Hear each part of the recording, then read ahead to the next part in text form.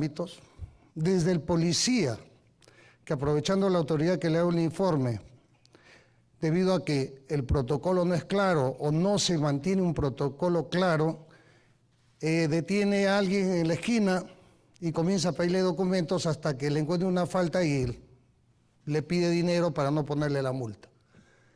O lo detiene, lo pesca en falta y, bueno, mira, la multa cuesta 1.800, con 300 arreglas. El inspector de construcciones, por ejemplo, que recibe una coima para dar la autorización para la construcción, y así, el funcionario que está en un puesto expectante, que es el que tiene que decidir sobre la compra, entonces él aprovecha para que aquella persona a la que se le va a comprar o contratar un servicio, pues le dé dinero también.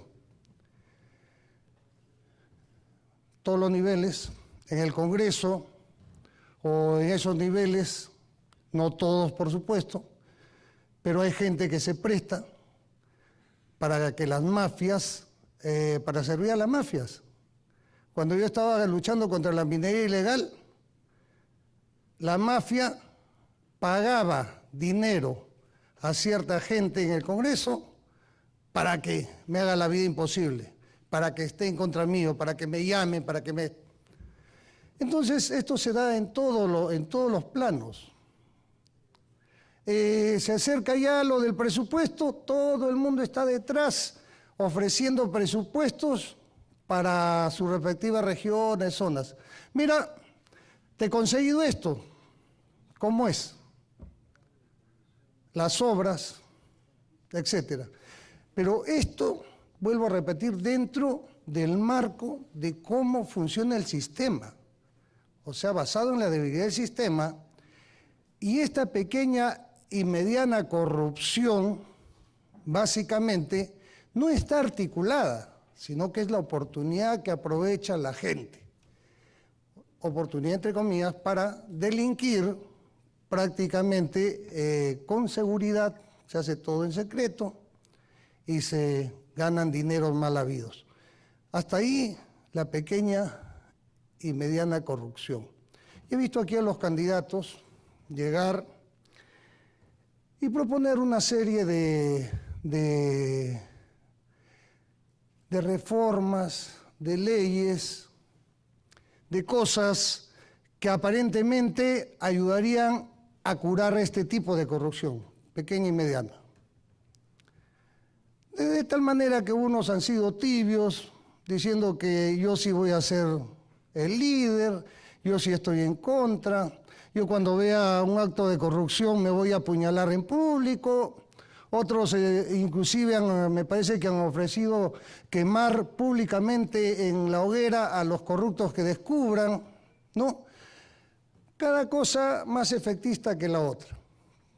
Y es cierto que sí se pueden hacer cosas importantes, tanto en la prevención del delito de la corrupción, como en lo que es la lucha frontal, ya cuando se comete el delito. Entonces, yo voy a repasar aquellas cosas que considero que se deben realizar. Estoy seguro que alguna de ellas ya la dijeron otros candidatos. Y lo que yo diga seguramente también lo van a repetir otros. Espero que hayan algunas diferencias importantes. Y hasta aquí, vuelvo a repetir, sigo hablando de la pequeña y mediana corrupción, que es la que se encuentra en cualquier país del mundo, por muy adelantado que sea. Hay países del mundo que son sumamente adelantados, y igual, ustedes han visto en el deporte, la corrupción en el deporte, países muy adelantados. Inclusive en lo que es el tenis a nivel mundial también están apareciendo delitos de corrupción, es decir, no es potestad solamente de la administración pública, también sucede con las empresas privadas.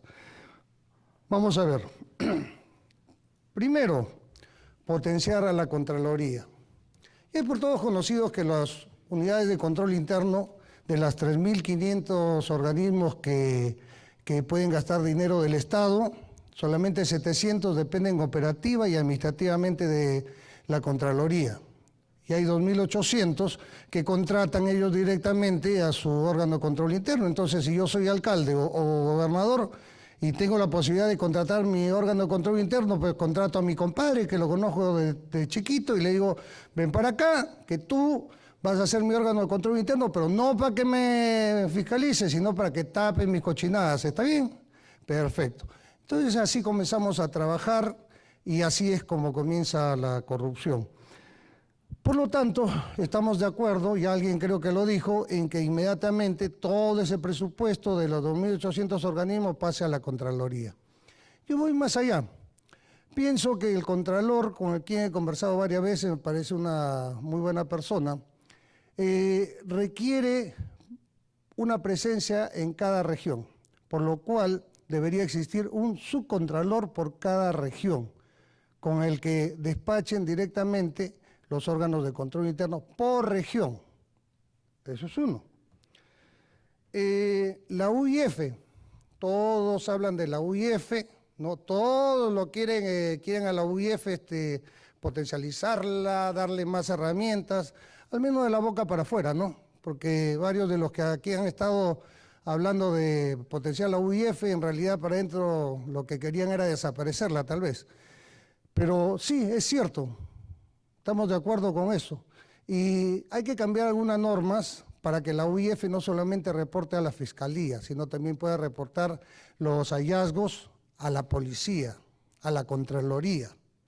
Porque ahí es un problema terrible, que queremos saber qué es lo que se ha encontrado, ¿no?, para poder comenzar las acciones, tanto la Contraloría como la policía, y no se puede porque el único que tiene derecho a saber es la Fiscalía, en las condiciones en que está la Fiscalía actualmente. La imprescriptibilidad de los delitos. Qué bien suena, ¿no? Que no prescriban estos delitos. Para eso hay que modificar el artículo 41 de la Constitución.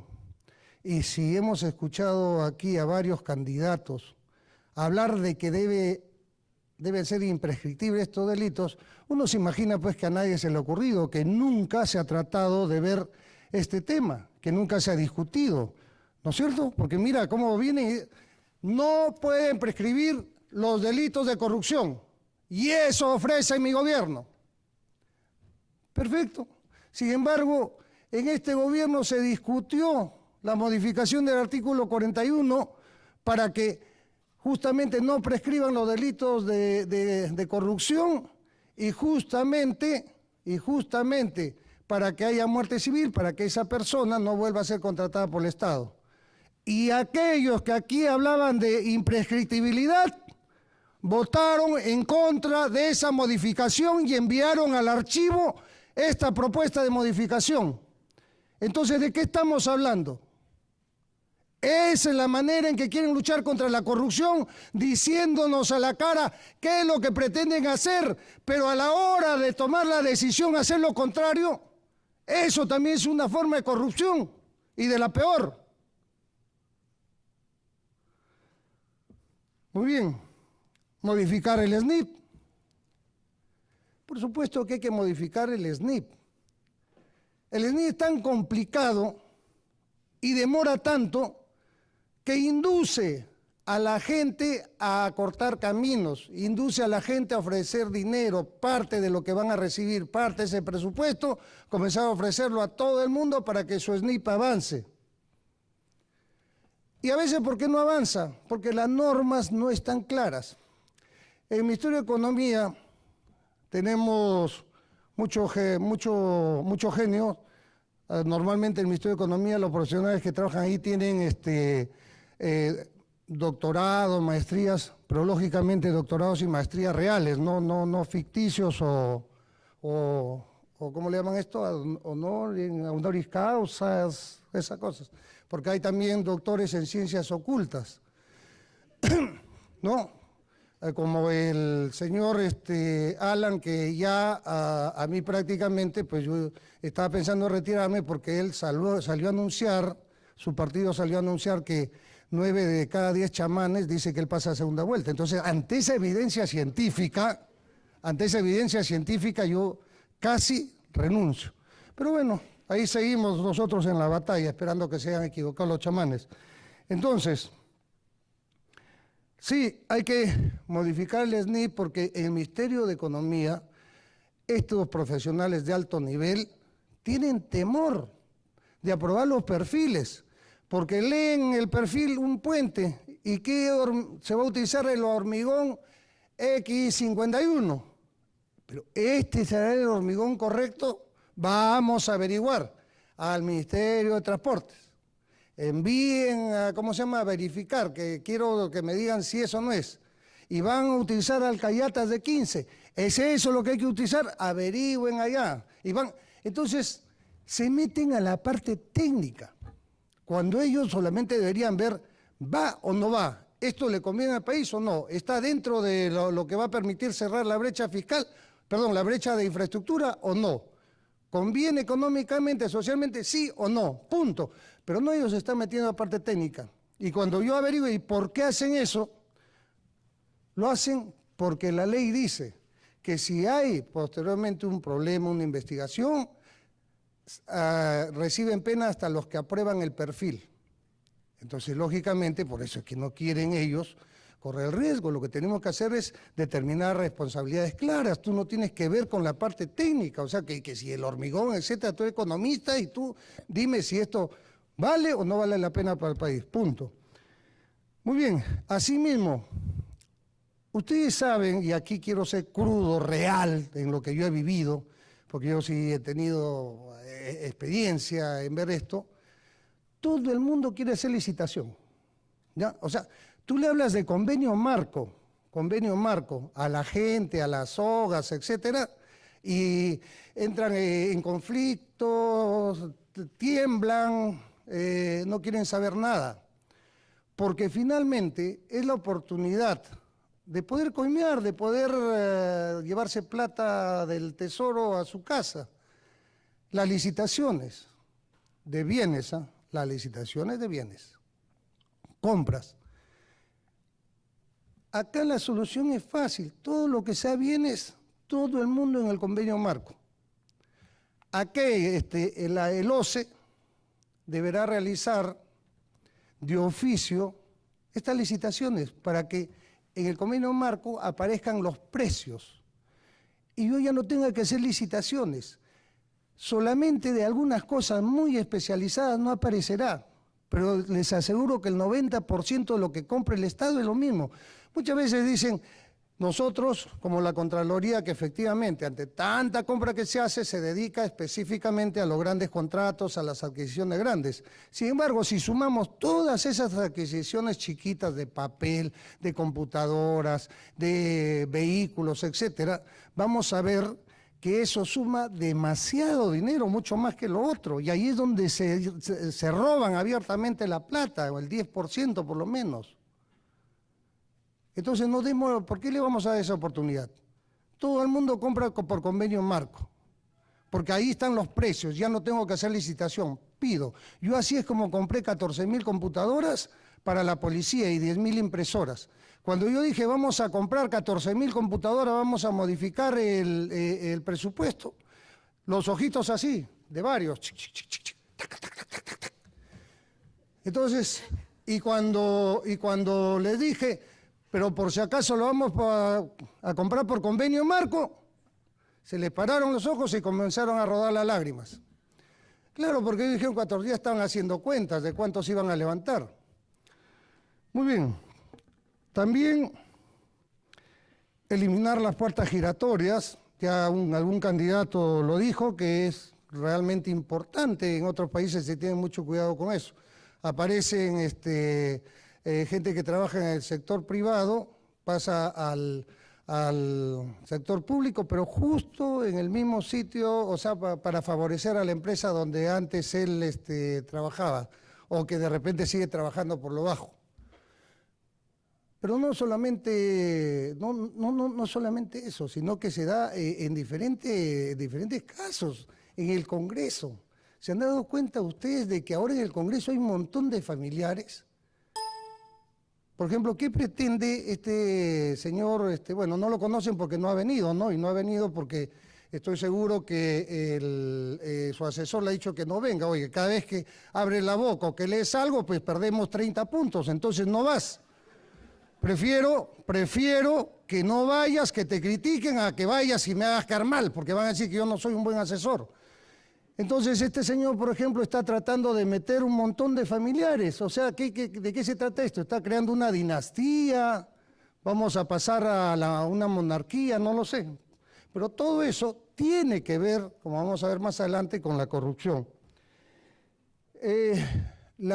Impulsar la ley del Cuitán. Impulsar la ley del Cuitán, ¿no? Veo cara de asombro, ¿no? Yo no sé qué es Cuitán y, claro, yo tampoco lo sabía. Esto ha sido de la conversación que hemos tenido con mi equipo técnico y yo les dije una idea.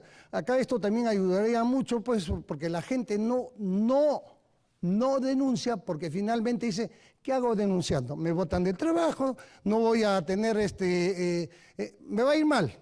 Aparte de perder mi trabajo, encima me voy a quedar yo mal. Claro, entonces yo le decía, pero ¿y si ellos denuncian y se les da un porcentaje del dinero que se recupere? Entonces uno de los abogados que estaba dijo, esa figura existe legalmente, Cuitán, es una abreviatura, que significa justamente incentivar a los ciudadanos en general que sepan de algún acto de corrupción donde se esté adquiriendo dinero ilícito para que después de su denuncia y una vez que se pueda demostrar esto, un porcentaje se le entrega graciosamente. Eso también es muy bueno. Manejo transparente de las transferencias de partidas. No tienen ustedes idea de la mafia colosal que hay detrás de las benditas transferencias y de cómo gana plata mucha gente solamente engañando o faroleando, como se dice cuando se juega. Le hacen creer a las autoridades que el presupuesto que le están asignando es porque yo hablé. No te preocupes que yo te voy a conseguir tu presupuesto. El que está ahorita en la comisión de presupuesto, el presidente, mi brother, chochera, mío. Con él yo converso, lo que le diga, eso va a hacer. Entonces yo te voy a conseguir. Y las pobres autoridades en el interior del país les creen a estos señores. Y a veces ni han hecho nada. Y están aportándoles dinero. Y eso son los lobbies, esos son los ¿cómo se llama? Los malos congresistas. Y los congresistas, no estoy individualizando, porque no son todos, por ahí se salvan unos cuantos, pero muchos de ellos hacen este tipo de cosas. Y si yo estoy mintiendo, bueno, supongo que me denunciarán oportunamente, cosa que, bueno, no es que no me preocupe, pero me tiene en este momento sin cuidado. Todos están ofreciendo la información. Por supuesto que la información es importante, por supuesto. La información online, la información fácil, al menos para los que estén interesados, porque todo el mundo dice, no, vamos a poner información online para que todo el mundo ingrese y puedan ver. Todos los peruanos van a estar entrando todos los días a ver la información de los presupuestos. Mentira, pues están viendo los programas estos de educación física, de deportes. Eso es lo que están viendo, o sea, no nos engañemos. No es que porque ponemos online todo el mundo va a estar viendo, eso es falso. Sí, una de mis propuestas es la modernización del Estado y crear los TIC, sistemas de información del Estado para tener todo en línea. Eso es sumamente importante, pero es una idea más. Por último, la activa participación de la empresa privada. Bueno, esto también ya es discutido mucho, ¿no? ¿Qué primero, el huevo o la gallina? ¿Quién ofrece primero? ¿El de la empresa que quiere salir ganadora o buscan a la empresa? En mi experiencia, ambas cosas. Y más la empresa está detrás. Los de la empresa están que buscan qué es lo que va a comprar el Estado. ¿Qué va a comprar? ¿Qué hay? ¿Cuál? Ya, yo doy más. Tú ya sabes que la vez pasada yo te di, no hubo problema, ahora te doy un poco más. Entonces, Esto también tenemos que incluir a las empresas privadas. Mientras no se sanciona a las empresas privadas, mientras no se les permita vender nuevamente al Estado aquella empresa que efectivamente ha corrompido a alguien, pues entonces no vamos a avanzar. Pero también, ¿cómo cambio el nombre de mi empresa? O ya, yo me salgo de acá y armo otra empresa por otro lado. Hay que ir también contra la persona, o sea, esa persona. Tú, así estés en la empresa con otro nombre, etcétera, no me vuelves a vender al Estado. ¿Ya?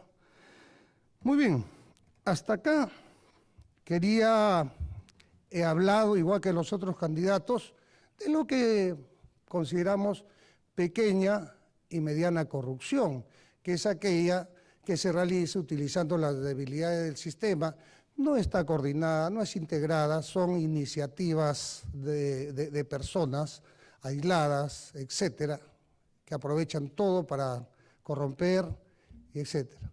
Ahora de lo que quiero hablar es de la gran corrupción, porque claro, nosotros creemos que va a ser fácil con estas medidas sanar al Perú de ahora. Estas medidas son para la pequeña y mediana corrupción. Sí, pueden ser efectivas siempre y cuando lo digamos realmente con el corazón que lo vamos a hacer. Pero si vienen estos candidatos a decir la imprescriptibilidad, y cuando les tocó votar, votaron para que se archive justamente lo que iba a permitir la imprescriptibilidad, que era la modificación de la Constitución. Entonces, todo esto suena muy bonito, ojalá que se haga, yo particularmente lo voy a hacer, pero no podemos cerrar los ojos. Acá la corrupción en el Perú no va a disminuir ni a acabar rápidamente. ¿Por qué?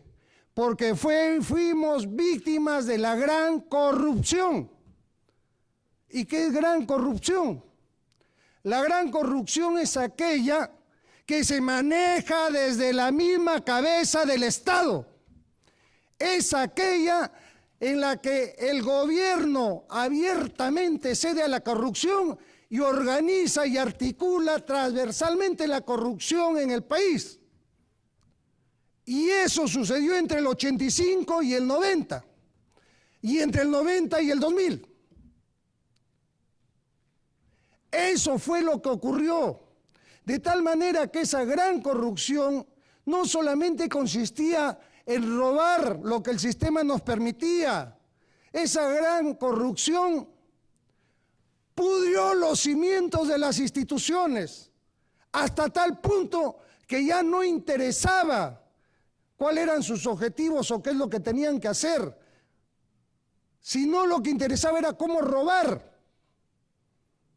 Ya no había no me importa si mi objetivo es construir defensas ribereñas, ¿qué diablo? Las invento, ya no las construyo, o sea, no aprovecho que tengo que construir estas 10 defensas para de esas 10 defensas robarme algo, ya no.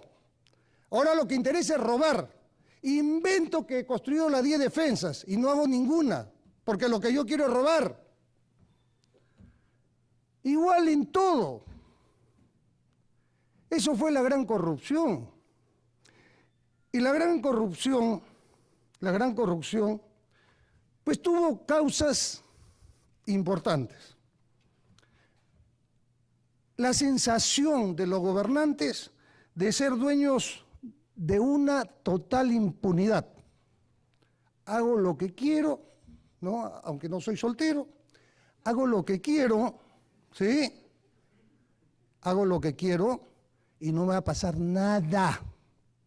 Es más, como decía Montesino, soy tan impune que te puedo hacer impune a ti también, doctor de las ciencias ocultas.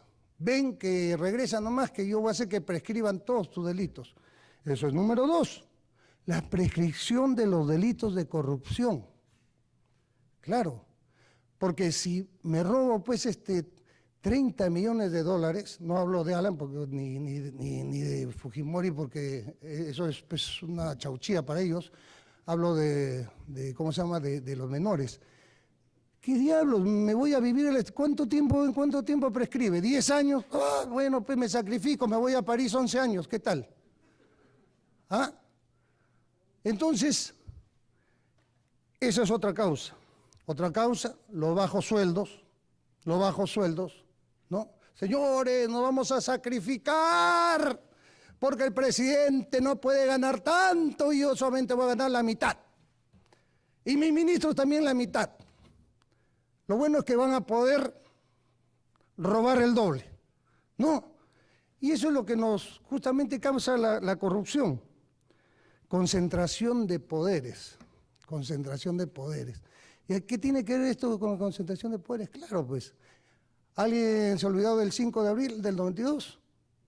La concentración de poderes. ¿A alguien le queda duda de que hay partidos políticos que tienen una gran influencia en el Ministerio Público y en el Poder Judicial? ¿A alguien le queda duda? Levante el brazo el que tiene duda. ¿Uno solamente? Bueno, ya bájelo. Concentración de poder, control de los medios de comunicación. ¿Cómo podemos controlar los medios de comunicación? Económicamente, es decir, comprándolos, o con leyes que pues le recorte la posibilidad de informar libremente. Señor... En el tiempo de Fujimori, ellos se dieron cuenta de que esto era vital. No podían cometer tremendos actos de corrupción sin tener a la prensa de su lado, sin tener a los medios de comunicación a su lado, hablando de la Virgen que llora, pues. Porque lógicamente, ¿cómo van a hablar de que se están robando la plata del FONAVI, que se están robando la plata de las empresas que se están vendiendo? Señor Yo necesito que hablen de la Virgen que llora. Entonces, todos los medios, 4 horas diarias con la Virgen que llora. Señor Urresti, le vamos a pedir que vaya redondeando su presentación porque Correcto. ya se ha pasado más de 5 minutos del tiempo. Discúlpeme, Y no nos en va a este alcanzar momento el termino. tiempo para la discusión y las preguntas. En este momento termino. Bien, en un minuto termino. Entonces, discúlpeme, no estuve atento al tiempo, pero no es por algo que tenga que ver con la corrupción. Tenemos como consecuencias terribles de esa gran corrupción pérdida de valores, paradigmas distorsionados, que no se van a corregir en 1 año, en 5 años. De ahí nace eso de que roba, pero hace obra. ¿Por qué? Porque ya nos habíamos acostumbrado a que simplemente nos roben, que ya ni siquiera hagan nada. Entonces nace, roba, pero hace obra. Los paradigmas distorsionados, mira, o sea, comenzar a admirar al corrupto que no le pasa nada. Mira, compadre, te das cuenta cómo qué bien la ha hecho, ¿no? Se fue a Colombia, estaba en París, ha vivido, regresa, no va a ser presidente. El presidente con 2.000 soles tiene a todos los hijos en el extranjero, regresan y ya va a ser presidente también, que también quiere ser presidente. Muy bien. Esto explica, estos paradigmas distorsionados y pérdida de valores explica por qué partidos que fueron los padres de la gran corrupción estén pretendiendo en este momento volver a gobernar. Y lo peor de todo es que haya gente que esté dispuesto a votar por ellos. Eso nace justamente en esta distorsión de valores. Entonces, ¿cuál es la solución? Educación en valores, lucha contra el olvido colectivo y la creación de nuevos paradigmas, cosas que son difíciles y que solamente se lograrán a mediano tiempo, incluyendo el estudio de esto en las currículas, con un museo de la corrupción donde quisiera que todo el día pasen los Vladi videos, que todo el día estén pasando la historia del tren eléctrico, de la venta de los MIG, y etcétera, todos aquellos casos de corrupción que conocemos para que sea motivo de estudio y recuerdo permanente. Real autonomía al Ministerio Público y Poder Judicial previa reforma. El Poder Ejecutivo tiene que darle las facilidades para que ellos mismos se reformen, para respetar la autonomía, pero como estamos no podemos seguir. Aquellos, o sea, o torongo no come torongo, juez no come juez. Los jueces que deben jugar a los otros jueces están un tiempo y regresan abajo a ser juzgados. Entonces, ¿quién se va a atrever a juzgar a los otros? ¿Quién debe solucionar esto? Ellos mismos, buscar las fórmulas que permitan que efectivamente se haga justicia también dentro del Poder Judicial y del Ministerio Público. La activa participación de los partidos políticos en la fiscalización con opinión vinculante, que es lo que yo estoy proponiendo, abrirle las puertas, crear comités con los técnicos de los partidos de oposición para que ellos con opinión vinculante puedan verificar todo lo que es compras y grandes contratos. Y por último, tolerancia cero a la corrupción. Estamos dispuestos, creo que si me dicen, ¿y cuál es la diferencia entre lo que usted ha dicho y lo que los demás han dicho? Que nosotros sí hemos dado muestra de querer hacerlo, y yo sí lo haría a partir del primer día que se haya elegido presidente. Los otros ya tuvieron su oportunidad. ¿Y qué es lo que hicieron? Corrompernos, malograrnos la vida, podrir nuestras raíces por muchos años. Recuperarnos de este gran daño que nos hicieron del 85 al 2000, nos va a costar todavía mucho tiempo para recuperarnos totalmente. Gracias. Lo invitamos a que se siente para poder iniciar. Les voy a pedir que tratemos de ser rápidos tanto con las preguntas como para las respuestas para poder aprovechar el tiempo que nos queda, que son solo 15 minutos. ¿Eso? Sí, por favor, Gastón Pacheco, para que pueda hacer su pregunta. Muchas gracias, señor Resti, por su presentación, muy viva, muy colorida.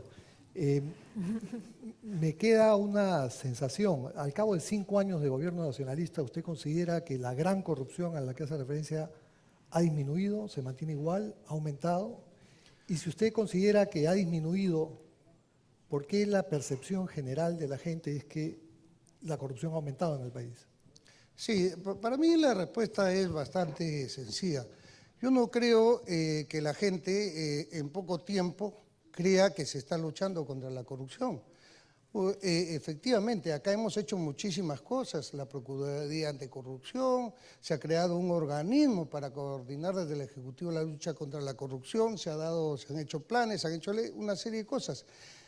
Por primera vez en muchísimos años se ha podido intervenir en gobiernos regionales, que antes se habían convertido en una especie de principado donde nadie podía ingresar, y tenemos presos o ya por capturar como 5 presidentes regionales y 10 presidentes regionales. El problema, básicamente, es que estamos en una democracia y cada quien tiene que hacer el papel que le corresponde, el Poder Ejecutivo se está esforzando. Presentamos nosotros justamente el proyecto para hacer imprescriptible los delitos de corrupción y la muerte civil. ¿Cuál fue la reacción de la oposición, del fujimorismo, del aprismo, etcétera, etcétera, etcétera? Menciono yo 2 porque los demás son como su furgón de cola, ¿no? Que están ahí, no sé qué chanfaina han hecho, pero se han unido ellos. Entonces, ellos votaron en contra y se archivó. Y ahora vienen ellos a decir que están a favor de la imprescriptibilidad. Ese es el problema, ¿me entiende? Ahora, lógicamente, ante estos hechos, ¿qué va a pensar la ciudadanía? Si de igual tiene que seguir pagando para que le suban su expediente, para que acepten su denuncia, para todo.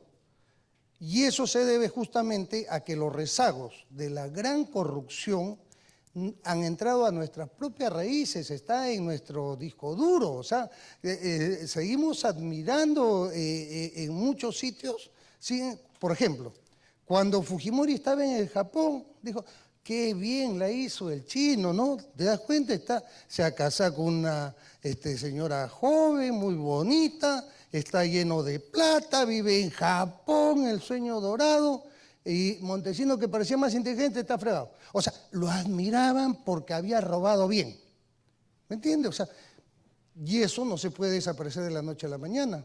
Ahora hay un montón de gente decente que ante esto pues sigue reaccionando, no es posible. Necesitamos, por el amor de Dios, que esto cambie. O sea, se sigue premiando al delincuente, ¿no? O sea, hasta socialmente. El que está en la corrupción y roba el dinero así, inclusive se luce, como el pavo real, se compra su carro último modelo, se va a vivir a las casuarinas, hace grandes fiestas, invita, ¿no? Y sabemos que gana 7.000 soles mensuales, pero ahí está todo el mundo con él. No, que el hombre sabe, conoce, tiene sus contactos, y lo admiran. Cuando yo estuve de ministro del Interior, logré crear una unidad especial para ver el tema de los signos exteriores de riqueza.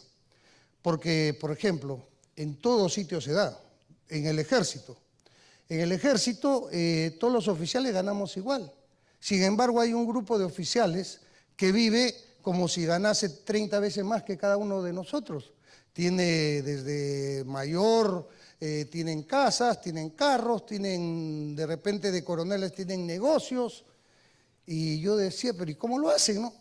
Entonces, si tú te pones a ver, son los que están en las compras, los que están en esas cosas. Y eso se multiplica en todo absolutamente. Entonces dije, aquí hay que investigar los signos exteriores de riqueza y que lo justifiquen.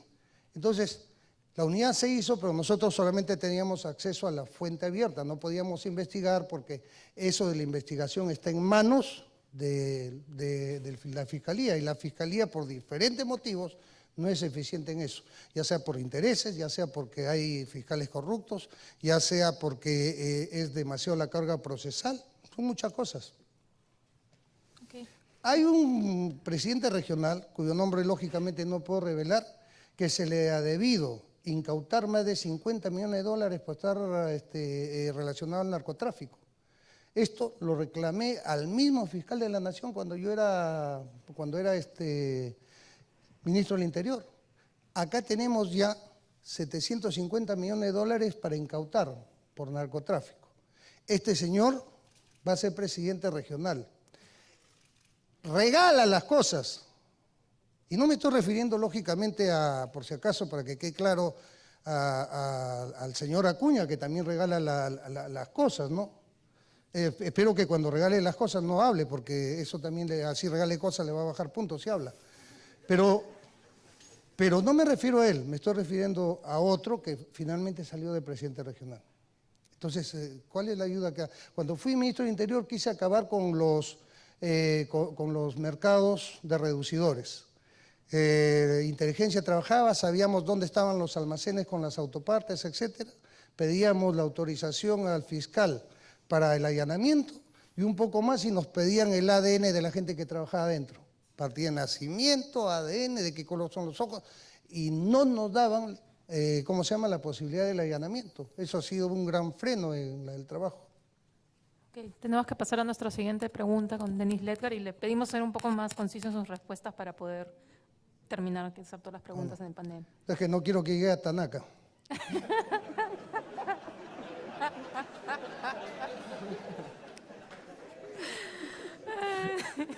Bueno, le haré una pregunta breve.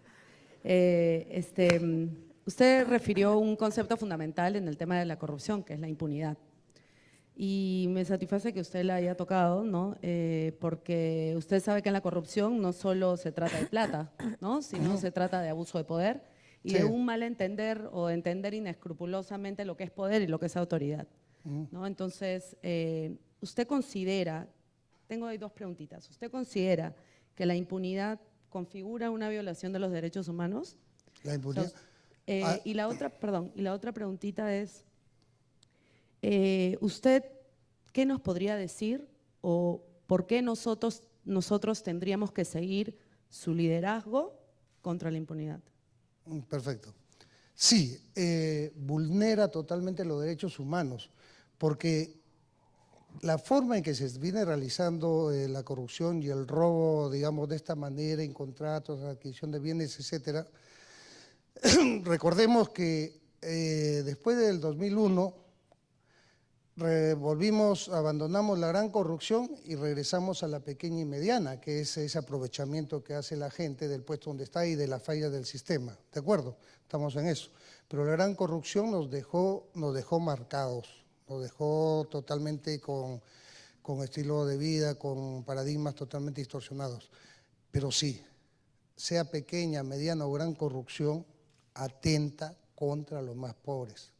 Significa, si nosotros queremos cuantificar, menos colegios, menos puestos de trabajo, y no es que sea poco, es una gran cantidad. O sea, por lo menos se debe ser un 7% del presupuesto de la nación. Estamos hablando de miles de millones que se llevan a los bolsillos funcionarios y lobistas y empresarios, etcétera, que finalmente, ¿quién lo paga?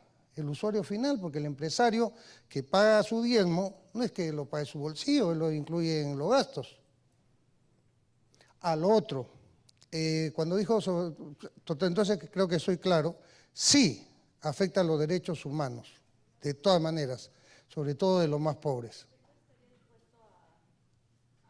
Aceptar que el país durante su gobierno, si es el caso, implemente todo el sistema de protección de derechos humanos internacional? Sí, por supuesto. Nosotros, yo ¿Acaso estoy por- totalmente a favor de que continuemos en la Corte Interamericana de Derechos Humanos. No, países como el nuestro, países como el Perú, requiere de tener un estricto control sobre los derechos humanos, definitivamente.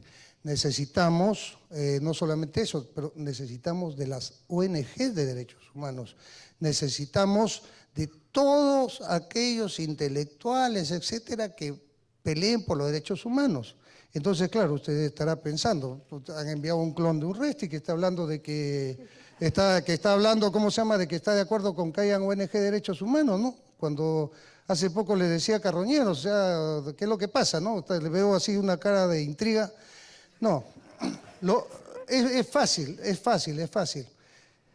Las ONG de derechos humanos tienen que volver a su estado primigenio cuando recién se crearon. ¿Cuáles eran los objetivos?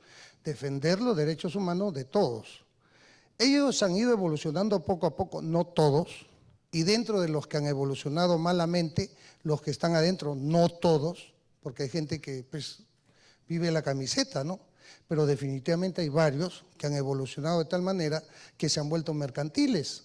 Defiendo los derechos humanos entre comillas, pero porque necesito plata, que me envíen más plata. Entonces ya no busco justicia, sino busco condenas que me permitan que siga llegando. Tenemos que regresar a lo primigenio.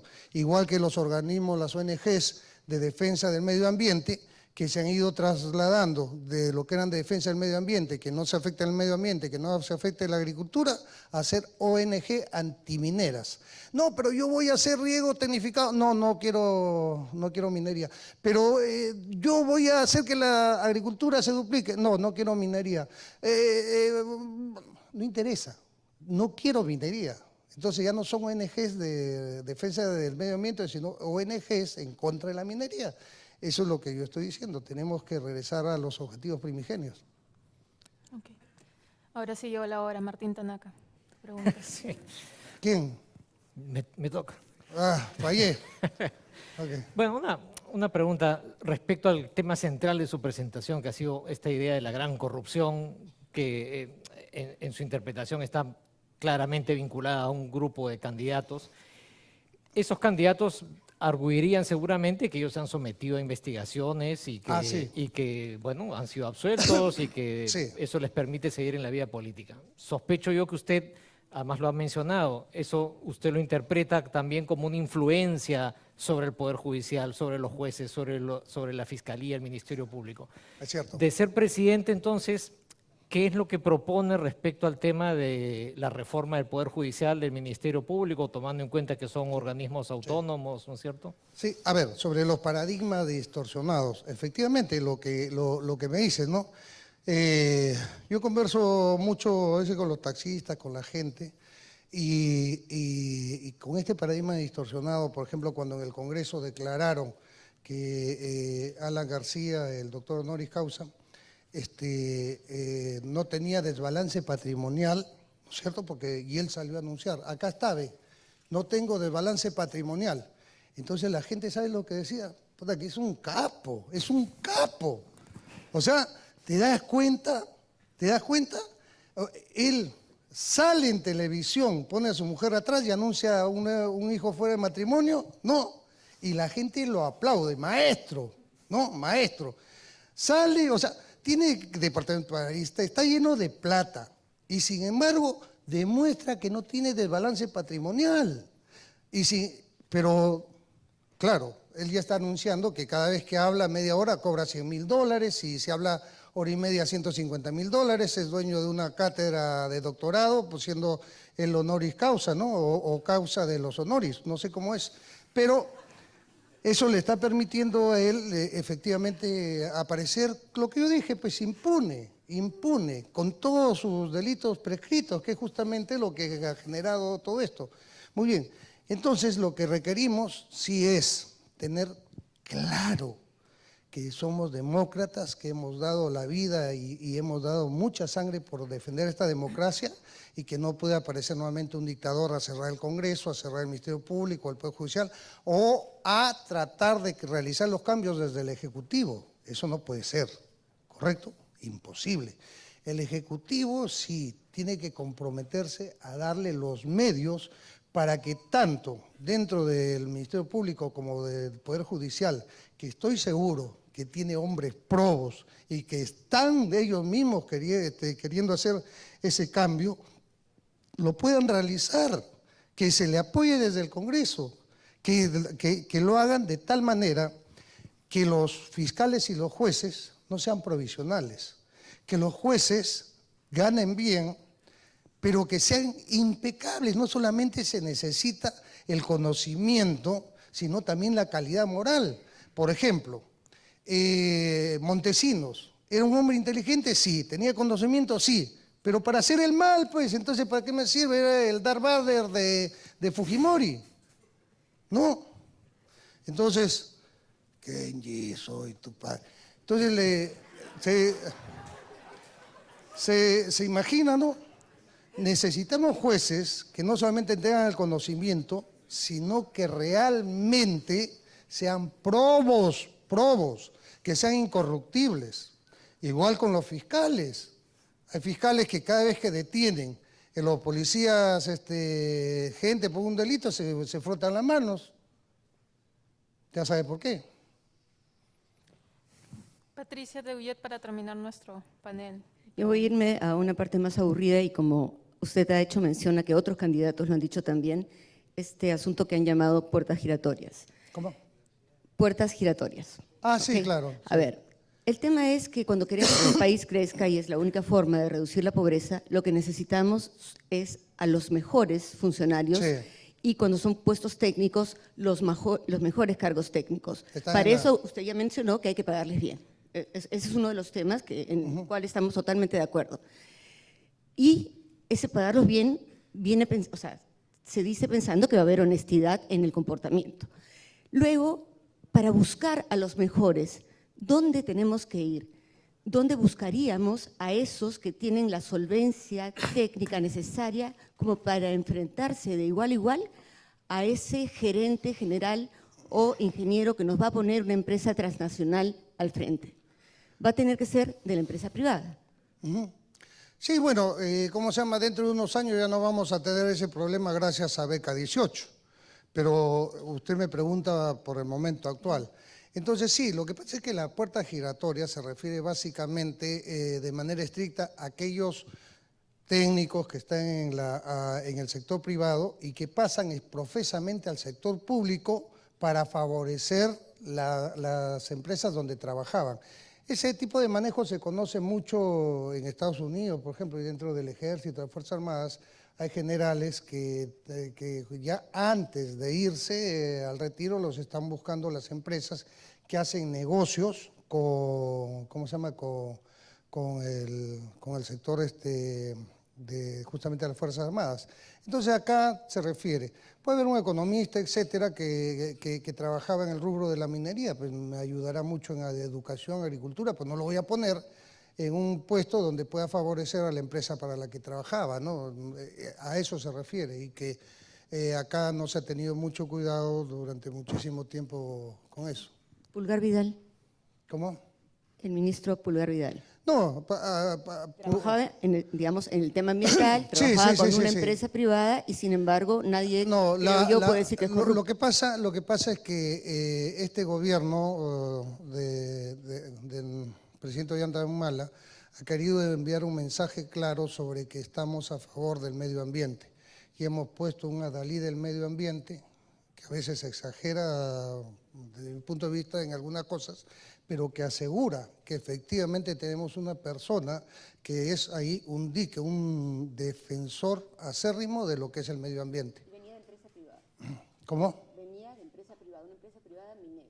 Ah, bueno, ahí sí me agarraste porque no estoy muy seguro, pero voy a averiguar. Ok. ¿Ya ves? Yo que me cuidaba de Tanaka y había estado acá Había estado escondida para el final. ¿ah? Para que veas que no soy infalible. Bueno, le agradecemos mucho por su participación en este panel, el señor Urresti. Gracias. Muchas gracias.